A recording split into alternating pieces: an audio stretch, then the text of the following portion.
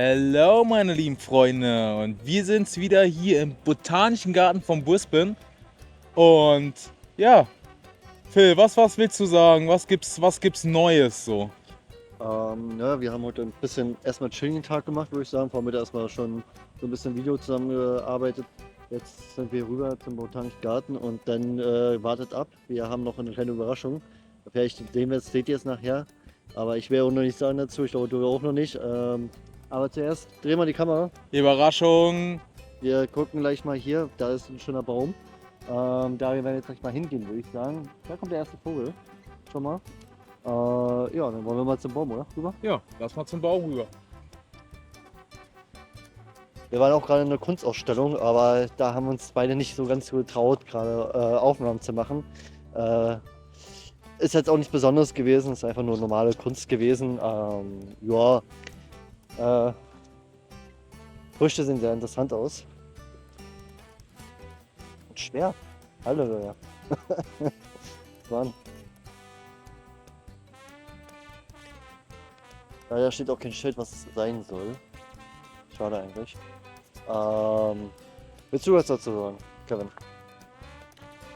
Also, das sieht tatsächlich aus wie so eine Kartoffel, die an einem Baum, also so eine Süßkartoffel, die am Ja. Baum wächst. Also, die fühlt sich tatsächlich auch so an. Also, ja, weiß nicht. Botanische Garten hat schon viel zu bieten, also die Asiaten so, ne? Ein Spaß. Gehen wir mal weiter. Ja. Hier ist ein bisschen offen, sehe ich gerade. Ah, das sieht eher wie Nüsse aus. Sieht erst wie eine Nuss aus. Mal gucken, vielleicht filmen wir es nachher raus. Ich mache gleich noch ein Foto davon. Und lass mal Google es mal einscannen, was es ist. Ja, dann gebe ich erstmal kurz an Kev das Mikrofon. Und So, fahren wir mal fort mit den Kackgelaber. So, also unser Plan heute ist, noch ein paar Attraktionen zu erledigen. So, in Brisbane City. Wo ist er? Da. So, Brisbane City mal ein bisschen abklappern, und heute ist dann auch der letzte Tag, wo wir hier sind. Weil mir wurde halt immer gesagt, so, was ist das Geilste in Brisbane? Das Geilste in Brisbane ist halt einfach, dass es eine Kings Beach gibt im Norden, eine Gold Coast im Süden und Moreton Island im Osten. Alles andere ist halt, ja, was gibt's hier eigentlich sonst so in Brisbane? Ne? Alles andere haben wir schon erledigt. Also gehen wir mal weiter in Richtung Stadtinnere. Ne?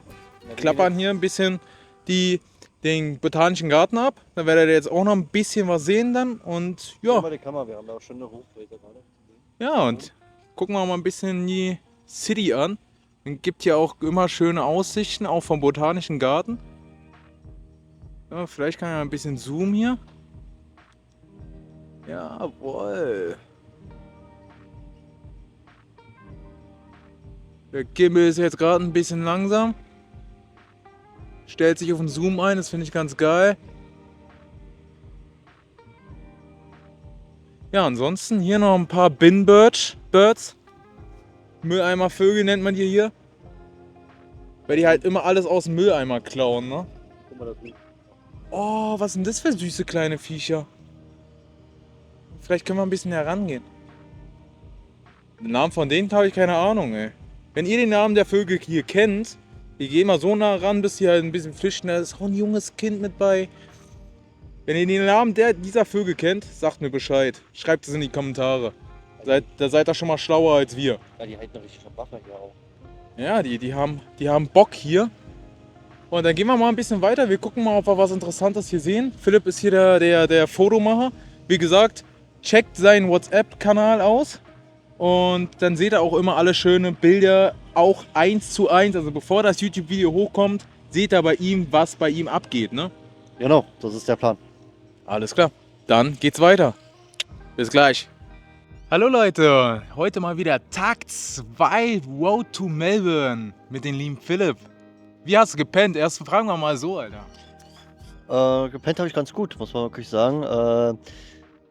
In der Nacht einmal kurz wach geworden, ich weiß nicht wieso, aber soweit, ja, ganz gut.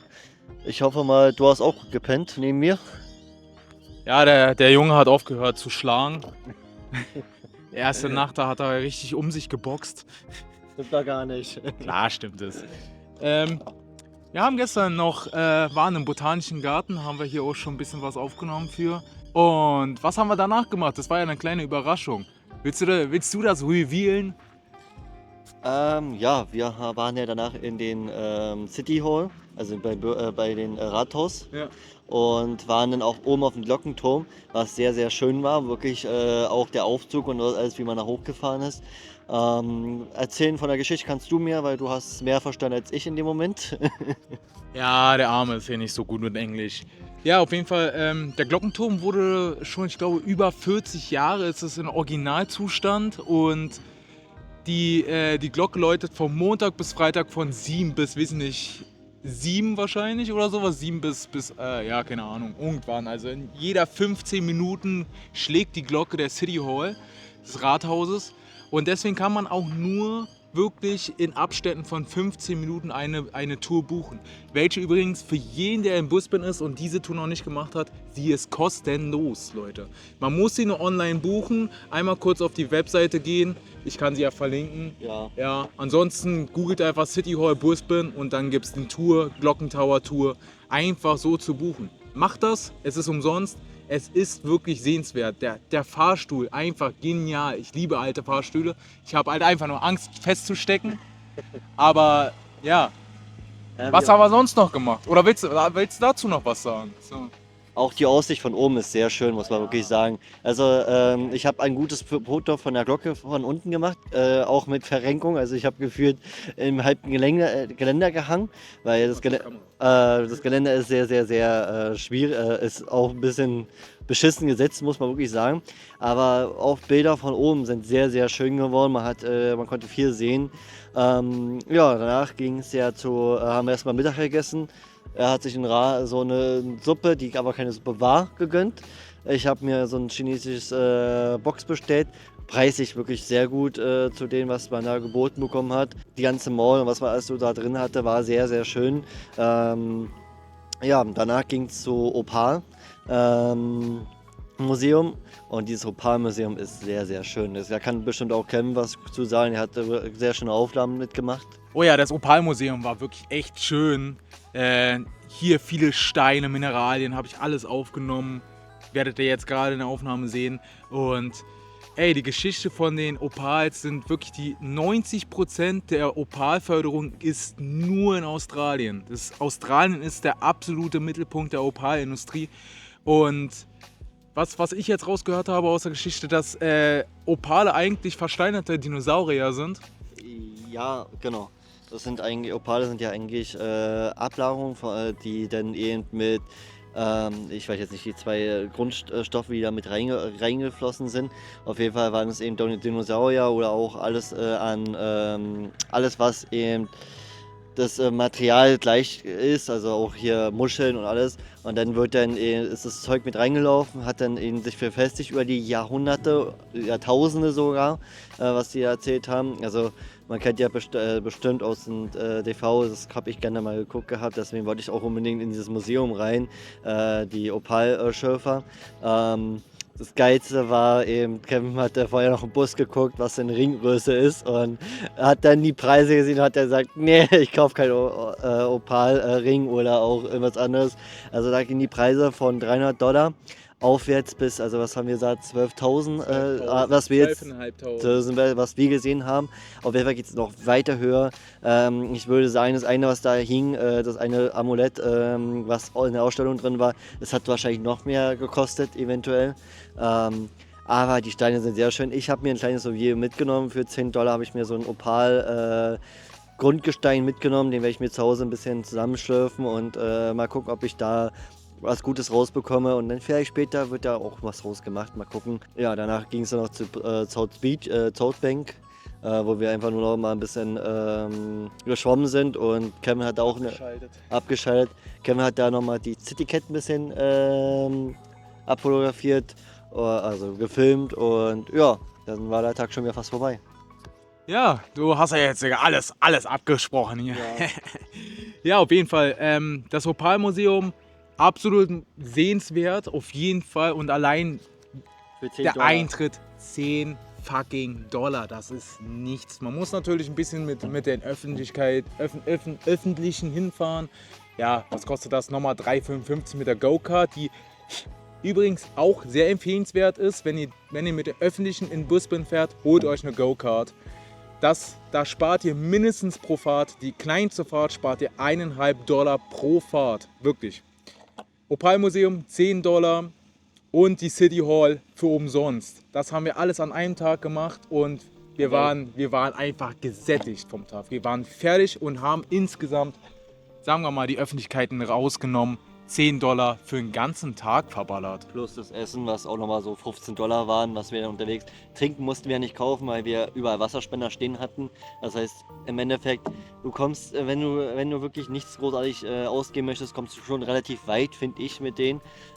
Auch gestern, gut, wir haben eben die $30 für den Eintritt für den Jurassic World, aber alles andere waren wir größtenteils kostenlos drin, wo wir gesagt haben, also günstiger kommst du wirklich nicht. Also klar, jetzt die nächsten Tage wird etwas aufregender, aber wir verraten nichts, weil das soll ja wirklich, es wird ja erstmal Überraschung sein. Ja, und wie gesagt, wer wirklich Opal auch gerne haben möchte, geht in dieses Opal-Museum, holt euch dafür für $10 so ein Opal. Ihr könnt ihn sogar da polieren, aufbereiten lassen und polieren lassen. Kostet $50 extra. Wollte ich nicht machen, weil ich im Endeffekt wollte diesen Rohdiamanten haben und wollte den selber dann ein bisschen zu Hause bearbeiten. Ich weiß, ich habe das Werkzeug nicht komplett dafür, aber ich will es trotzdem ein bisschen versuchen. Ich werde ihn, und wenn ich ihn irgendwann verwenden möchte, dann werde ich ihn auf jeden Fall machen lassen, das ist klar. Da gibt es bestimmt Leute, die auch in Berlin das machen werden. Aber wer das wirklich so ein Opal haben möchte, geht dahin. Opale sind arschteuer. Wir haben auch so ein bisschen noch was anderes erlebt. Da hat sie uns ein bisschen erzählt mit den verschiedenen Untergründen des Opals. Da muss ich dich mal absägen hier. Und zwar gibt es wirklich verschiedene Opale. Ich glaube, das waren 5 verschiedene Opale, die also auch in der Verarbeitung verschieden sind. Und zwar, verzeiht mir, ich habe das nicht mal komplett drauf. Und zwar gibt es den teuersten Opal, das ist der schwarze Opal. Genau. Und der ist einer der seltensten Opale, die es gibt in Australien. Und Australien ist der Hauptförderer. Und den gibt es auch nur in Australien. Und das ist nämlich der Ring, der ja im Größenvergleich jetzt so groß wie ein Ringfinger ist. Für $12.500 ein Opal. Okay, und dann gibt es auch noch den kristallinen Opal, da kann man durchschauen, der ist auch sehr rein und äußerst teuer. Dann gibt es noch den weißen Opal. Den weißen Opal, der ist auch relativ rein und also glänzen alle super schön. Ne? Also das ist Opal ist Opal. Da kann ich gleich noch anschließend was zu sagen. Ich habe viel gelernt habe ich. Muss ich jetzt alles sagen hier. Und zwar gibt es dann noch den Triple und Double Opal. Das sind die einzigen Opale, die bearbeitet werden, an denen auf der Rückseite was geklebt wird. Und zwar bei den Double sind es 2 Schichten. Da wird auf der Rückseite eine Schicht etwas dickeres Plastik quasi verarbeitet. Grundwissen: Wenn ihr euch einen Opal holt, guckt euch die Rückseite an. Das sagt euch den Wert des Opals. Ist auf der Rückseite Plastik, ist es ein Double oder ein Triple, die relativ billig sind, sage ich mal. Das ist eine ganz dünne Schicht Opal und auf der Rückseite wird das alles bearbeitet. Und dann gibt es noch einen Ground, meine ich. Der hieß Ground. Und der Ground hat auf der Rückseite so einen erdigen, gesteinige Schicht. Aber das ist halt normal. Da hast du eine Schicht Opal und eine Schicht normales Gestein, was an den Opal schon von vornherein in der Erde geklebt hat. Und dieser mit den kristallinen, weißen und schwarzen Opal sind die wertvollsten Opal, die man sich kaufen kann.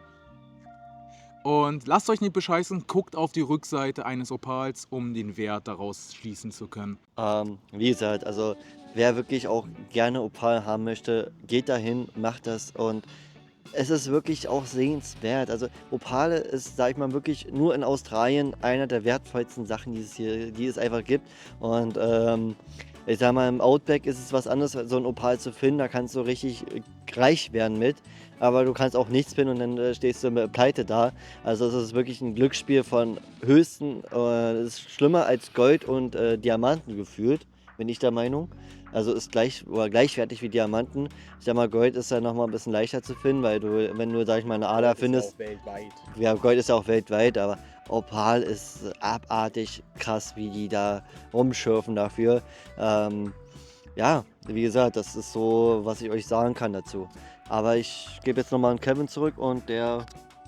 Ja, ich mache da mal auch schon mal die Abmoderation. Leute, ich hoffe, euch gefällt dieses Interview-Setup.